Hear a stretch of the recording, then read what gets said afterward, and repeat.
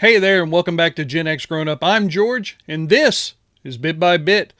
Up today, we've got some new Atari cartridges coming for a system you may not be expecting. We've also got an ODE update that you probably want to avoid, and there's going to be a new horror game showcase just in time for Halloween that actually features some Atari games. All that and just a little bit more up next on Bit by Bit.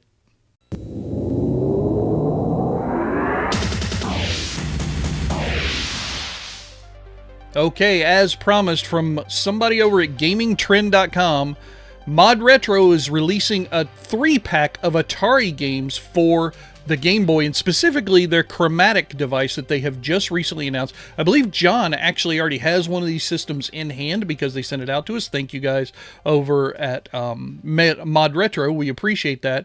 Let's go into the games and the price. So first off, it's going to be $99.99, $100 for these 3 games. Now, I know that sounds expensive, but these are physical cartridges in boxes with all the trimmings, and their normal cartridges cost between $40 and $45. So 3 games would be about $120. You're paying $100, so you're going to save about $20 on this 3-pack. Now, where I think they might be missing the mark is they should really offer these games separately as well. It's nice to combine items, get a little bit of a discount, but offer them to us separately. Some people might want 1 or 2 of the games, but not all 3. Anyway, let's get into those games. First off is Asteroids from 92, Centipede from 98, and Super Breakout from 99. Now, you'll notice those dates are not the dates of the original Atari games, of course. These are the releases that were for the Game Boy and the Game Boy Color. And I say Game Boy Color because any eagle-eyed observer of this video will notice these screens that are right here on these chromatics definitely are not in that Game Boy grayish tone stuff. They are in full color. Now, I did a little bit of research before I started recording, and I went to go find out and make sure that these were the Game Boy Color versions. And I think they're slightly modified. The background that it shows right here on this one screen for Centipede, it's not in any of the gameplay footage I can find. Same thing with the Super Breakout. This whole little curvature of the Earth or planet kind of thing, or a force field, whatever that background is, not in any of the gameplay footage I can find. I did find an image that did suggest that maybe this is what the Asteroids version on Game Boy Color looked like. So I'll be interested if you guys can let me know down in the comments whether or not these are the original cartridge ROMs from the Game Boy Color, or if this is something that has been modified for one reason or another. They do say they're remastered right here, remastered in full color with brand new music tracks, which leads me to believe that some of the other elements of the games have probably been changed. Like I said, this is $99.99, and down here at the bottom, ModRetro will be at the Portland Retro Gaming Expo from October 17th through the 19th. Now, you guys can't see it right now, but maybe in that early shot when I introed the video, you can see I got a lot of stuff because John and I are going to the Retro Gaming Expo in Portland that same weekend. Maybe we'll get a chance to get our hand on some of these games and play with them, and maybe I'll include them in Sunday's Bit by Bit. We'll just have to wait and see. And from my friends over at TimeExtension.com, the Saturn Saroo has a new firmware update that's out, but it is not an official update from the company who built it. So the Saroo is an ODE, an optical drive emulator. Sorry, optical data. I am far too busy at work to be making those kind of comments and mistakes. Anyway, the Saroo is very popular because you can use a micro SD card, plug it into this cartridge, then plug that into your Sega Saturn, and you don't have to modify any of the internals in order to be able to play all the games that you have on that format. Really cool. It's very popular. It's been out for a little over a year, I think, at this point, but there's been a new firmware released by a creator or developer named YZB. It has some upsides and it has some downsides. So let's go through the upsides first. It includes cheat codes, audio video players, and support for photo CDs. That's all very cool. Talk about the downsides, though, and there's a lot of them, just like the article says. First off, only available in Chinese. That pretty much kills it for me. I can't read Chinese, so that would be like torture. I would have no idea what I was doing. It also upgrades the chip firmware directly, which is what firmware does. It could brick the Saroo, which would not be good, especially depending upon how expensive it could be for you to have purchased originally. You'd hate for it to get bricked. This is the one that really troubled me, though. So it's got copyrighted files in the firmware update for Ultraman and King of Fighters 95 included. I think that's a bad idea. I think Sega is going to be just as likely to go after this YZB person as Nintendo was to go after that guy from the Reddit forum who had the whole... I think this is a bad idea. And it could also get the Saroo into trouble. So if you're a developer out there, please don't do this. This is just not a good thing for the rest of us. This is going to get people in trouble, in my opinion. Anyway, let's see what else. The photo CD that it's talking about, it comes from the Japan-only photo CD operator disc, and the audio player uses Sega Sound Driver. Saying it's pretty dodgy, I don't know what that means. You guys will have to let me know down in the comments for those who are way more knowledgeable about this system and how it's used than I am. Then the last thing, right here in this last little paragraph, let me unhighlight that and highlight this. Here we go. So the save files that you create in the official Saroo firmware will not work with YZBs or vice versa. So depending upon where you've saved your games to this point, if you've saved them in official firmware previously and you put this firmware on your Saroo, none of those save files are going to work anymore. So just like the author of this article says, I would avoid this one at all costs. And now from hardcoregamer.com, they are putting on the Indie Horror Showcase 2025, not this website, but Dread XP and The Mix. Now, they do this for the last couple of years. They have done this for the last couple of years, and it's been very popular. The last live stream last year apparently got like 60,000 concurrent viewers, which is really, really cool if you ask me. But let's take a look at some of the studios participating. Neon Doctrine, Outer Sloth, Night Dive Studios, Atari is also in there, ladies and gentlemen. Then we've also got AMC Games, Bloomhouse, Yacht Club Games, and more. Last year, I think there was something like 30 to 60 trailers in this showcase. That's what the whole showcase is. It's a bunch of trailers hosted by these two people, John Wolfe and BigGaming64, who are big in the horror game YouTube movement.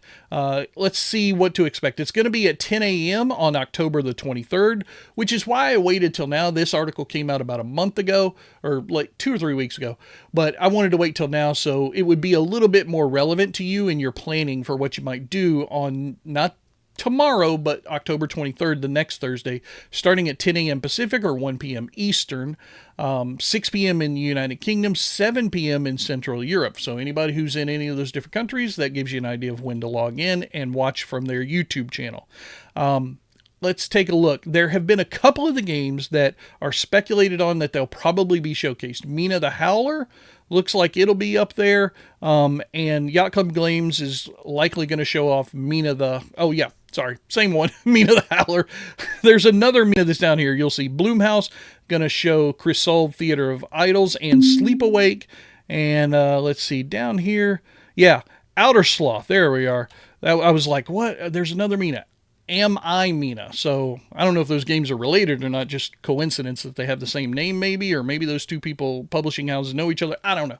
Anyway, they also have, where is it? Yeah, right here. They have a YouTube trailer for the showcase of trailers if you want to go watch that beforehand. It's pretty cute and funny. There's a couple of little cute Easter eggs in it that you might want to take a look at. Look at the no trespassing sign. All I'm going to say, but October 23rd, I'm going to be tuned into their YouTube channel to check this one out. All right, and from eventhubs.com, is it possible that we might be getting a Sega Saturn fighting game compilation in the near future? Well, a couple of bigwigs in the industry think they would like to tackle it. Seiji Aoki, the leader of Sega's legacy Virtua Fighter team, he was asked if there's any plans to do such a thing, and he said, I've definitely seen those compilations and thought we should do something like that. Now, this is the guy who has been bringing back Virtua Fighter 5 to the competitive gaming scene, so, you know, obviously he could get it done if he wanted to, I would think, depending upon what the head guys at Sega say. But who else is also interested?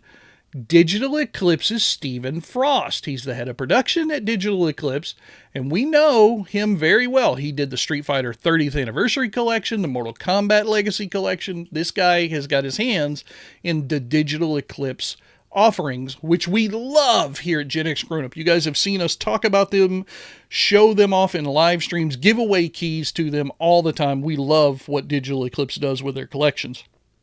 So he says, because I'm a fighting game fan, I would be interested in doing a Sega Saturn-based fighting game collection. So all the fighting games from the Sega Saturn, like Virtua Fighters, Fighting Vipers, all that stuff in a single collection. Guys, I'd be buying that before they even released it if I could. That would be a pre-order for me. What about you? And finally, from GameSpot.com, here's another list, ladies and gentlemen, that was submitted to me over on our Discord server. So that's GenXGrownUp.com/Discord if you'd like to join and have great conversations with all the fun folks who like content just like you're watching right now. It's a blast. It's a great community, all super friendly and supportive. And this was sent to me by Majestic Moose over on Discord in my little forum that I have, a little channel for bit by bit stuff. Best retro games of all time.